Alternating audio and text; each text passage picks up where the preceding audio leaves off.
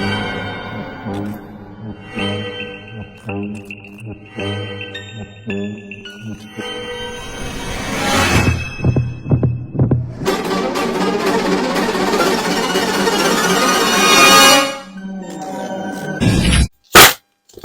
everybody, what is up? It is Berlin. Happy Monday. Hi, how are you doing? Welcome back to my channel.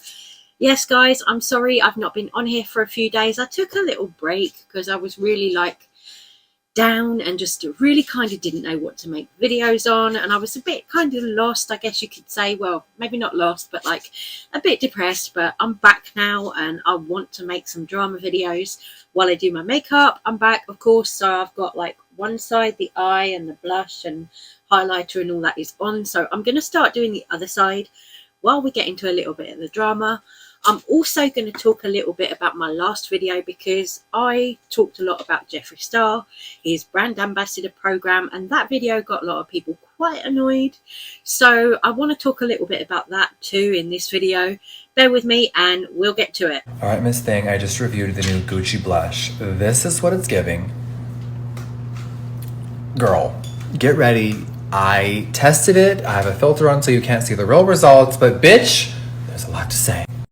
I am so excited because I just filmed 4 makeup reviews. Yes, Miss Girl. I am very excited for you guys to see this. And Miss Girl, hi, how are you? So I just went ahead and finished up the other eye, just putting a little bit of blush on here.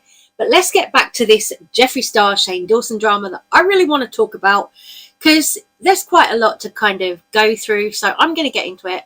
So last video that I made, I was talking about Jeffree Star's brand ambassador program and how a lot of the people on that program had seemed to have been dropped from the brand after the fact that they had pretty much dedicated their whole entire social media to the brand Jeffree Star Cosmetics. Now, a lot of people really didn't like that video, but, you know, it's truth. You know, Jeffree Star had people like literally Lewis McFarlane, Sarah Loves Makeup, who these people had honestly dedicated their Instagrams, TikToks and YouTube channels to his brand. And he has dropped people like Lewis without warning. And to me, if you can do that to somebody who's been creating content for your brand, if you can just drop them with no word, you know, no thanks, no nothing. Okay, they were receiving makeup in PR that was worth like $300 or something a time, but that doesn't pay bills. You know, that really doesn't pay a person's bills.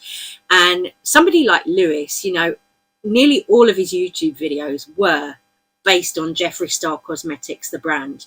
And then also you had people like Sarah, who her whole entire Instagram was dedicated to Jeffree Star Cosmetics, the brand. You know, okay, they made their choices, but if you've got people who are as good as that at creating, if you've got people who are that good at creating content for your brand, and then you just drop them without a word of warning, to me that seems very malicious. I just think that whatever the reason was that they were dropped, I felt like they should have been contacted and told why they were dropped, rather than just dropped and left to wonder. No communication from the Jeffree Star Cosmetics brand. I feel like they should have just at least gotten an answer, and that was what they didn't get. You know, people were saying that they were having to chase the brand trying to get an answer for what had happened with this brand ambassador program and everything like that. Now, it's no secret that Jeffree Star has really kind of gone down in relevancy, and he's now saying that he's going to be on TikTok doing his Jeffree Star approved makeup reviews on TikTok.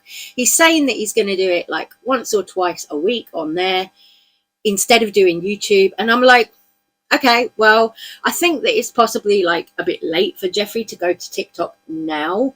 You know, a lot of kind of makeup creators like Nikki Tutorials, you know, talking about the big makeup creators. Nikki Tutorials has been on there for a good long while now. And also people like Michaela J Makeup. You know, there's a lot of big makeup creators who've been on TikTok. So for Jeffree Star to do it now, I think that that's kind of late in the game. And also, I think he's only doing that because he's going to be coming out with his foundation soon, I think, because if you look at what he's been reviewing lately, he's reviewed the Zara foundation, he's reviewed the Lady Gaga foundation, and then he went and did a little publicity stunt, of course, the other day. He posted on Twitter this picture where he was out at a high school football game, and he's got his arm over some young guy, it looked like. And I'm like, girl, you know, we're all tired of this kind of Jeffree Star pretending to have another boyfriend just before another makeup launch. You know, this is Jeffree's kind of tried and true method. It's what he does. You know, yes, a lot of other brands do it as well, where they kind of drum up a bit of drama. A lot of other brands and a lot of celebrities do it because they want people like me to come and talk about it. They want drama channels and press to talk about it. So, like, I understand why Jeffree does it, but I'm tired of it. You know, it's like, it's the lying and all that for me. I'm a little bit like, you know, I'm kind of like over it, just over it in that respect, you know. And then you had Shane Dawson. Shane came out on his Snapchat stories showing that he was doing like a 2 a.m. makeup tutorial. So Shane was on his Snapchat stories. Oh, I feel inspired to do makeup after not doing makeup for 2 whole years since coming out with the Conspiracy palette, which came out like, what, 3 years ago now? Shane Dawson was on his Instagram or Snapchat stories rather, and he was doing a whole ass makeup tutorial, a whole face, like foundation, blusher, bronzer, highlighter, everything, of course using the Jeffree Star highlighter, you know. But this, I think, was another kind of publicity stunt from Shane, just to try and get people talking, you know, about his upcoming series, whether he's going to do another palette with Jeffree Star, another makeup collection. I mean, I don't personally think they will. I mean, it could be that they've kept it under wraps and hidden it from everybody, but I genuinely don't expect that Shane Dawson and Jeffree Star are going to do another collaboration together. I genuinely don't think they will, though, because their last collaboration did end up in Marshalls and TJ Maxx and TK Maxx. If you guys remember rightly, it did end up in all the discount stores, you know, once like the hype had died down, because that palette, when it came out, girl, it was like the palette that you couldn't get. I remember being on Beauty Bay for like 4 hours trying to get hold of that on launch day, and it was crazy. And I mean, I got it, but after like 4 hours of queuing on Beauty Bay and keep refreshing the page, all that stuff. But, you know, Shane doing this makeup tutorial on his Snapchat for his Snapchat fam, I'm like, is he trying to hint at another makeup release? But I really don't think so, because I don't think it would be as successful for them this time around. Get these massive lashes on. So my kind of issue with the whole Shane Dawson doing makeup thing is that this is kind of, you know, like I say, kind of hinting at a series, possibly where he's going to do makeup, because we know he went to visit Jeffree Star. But I genuinely don't think that Shane is going to be taking up makeup again. You know, you guys remember, if you've been following Shane for quite a while, you will know that he did that whole Shane Glossing YouTube channel where he was supposed to be having that as a makeup channel and then didn't. Like, oh, sorry, my lash is not behaving today. Get in there.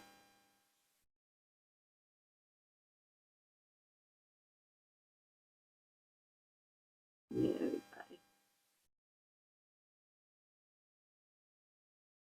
there we are. She's on.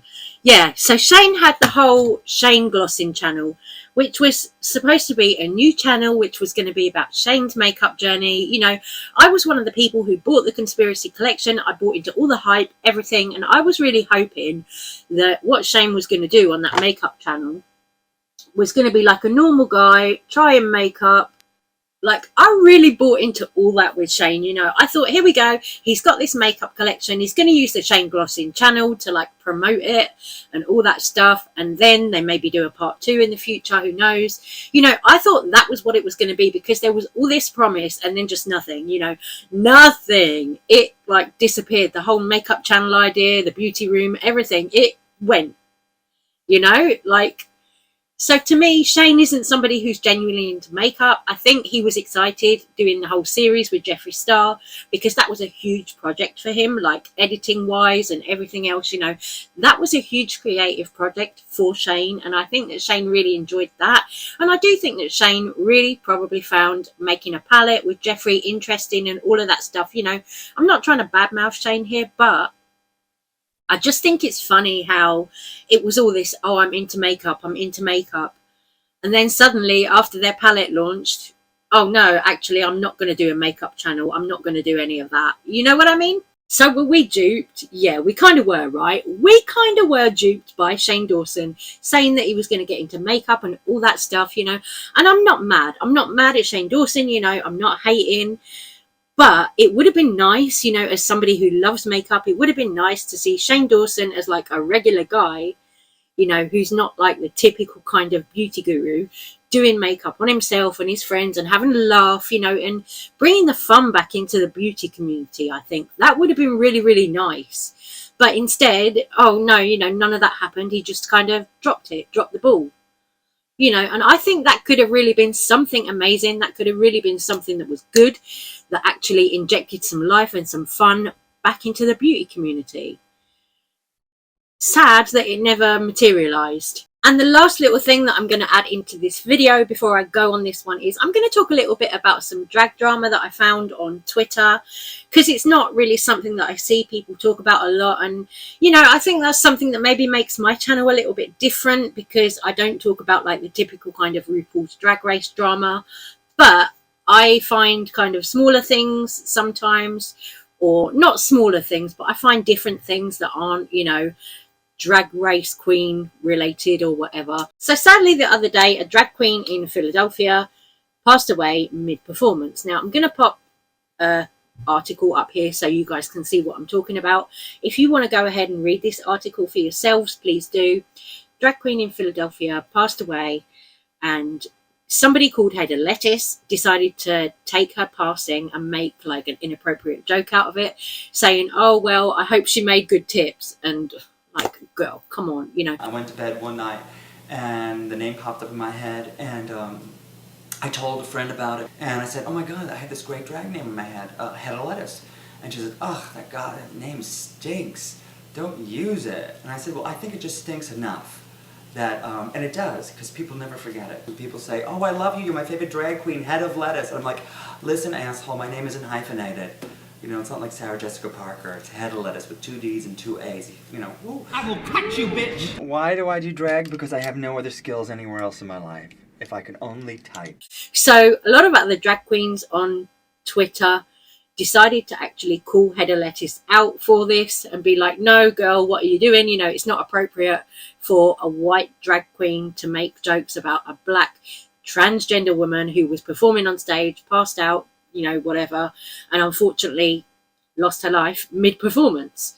So the point was, oh, you know, it's another white queen making fun of a black transgender performer. You know, it just really doesn't look good.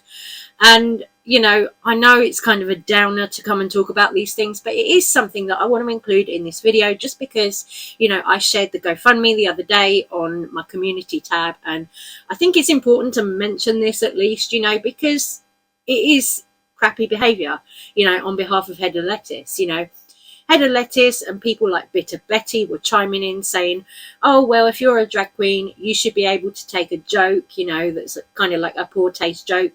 And Bitter Betty was really like, I'm not going to bow to the council mob and all of this, as she often is when things don't go her way or she's called out for something. You know, it's, you know, okay, yeah, there are bad taste jokes. You've got queens like Bianca Del Rio who tell bad taste jokes, you know, all this stuff. But when somebody passes and that person was black and trans and you happen to be a white queen, you really don't need to be making a joke out of the situation. You know, for one, it's just not funny, and for two, you're making fun of another minority who's had different lived experiences than you have, and it just sucks. You know, it just all round sucks, in my opinion. You know, of course, some people will be like, oh no, you're just being woke or whatever, and that's their opinion. But I genuinely didn't like the joke. that Head of Lettuce made, and I thought, girl, you could have had a lot more class there. At the moment, especially, you know, we've got drag queens who are doing things like reading to children in public libraries, being harassed just for doing that. You know, drag queens are coming under fire at the moment. So to make a joke about somebody's passing, like when drag queens are already getting enough hate from outside, from people who aren't drag queens, from people who don't like drag queens or queer people, you know, we already get enough hate from the outside, people outside the community. So we don't need it coming from within the community as well. At least that's the way that I look at it. You know, me, myself as a queer, non-binary person, the way that I look at this is I don't think we need to start kind of hating on each other, because there is enough coming at us from outside. That's just my opinion, though. I mean, you know, other people, older generations might think I'm being too woke or whatever, but that's genuinely how I feel about the situation.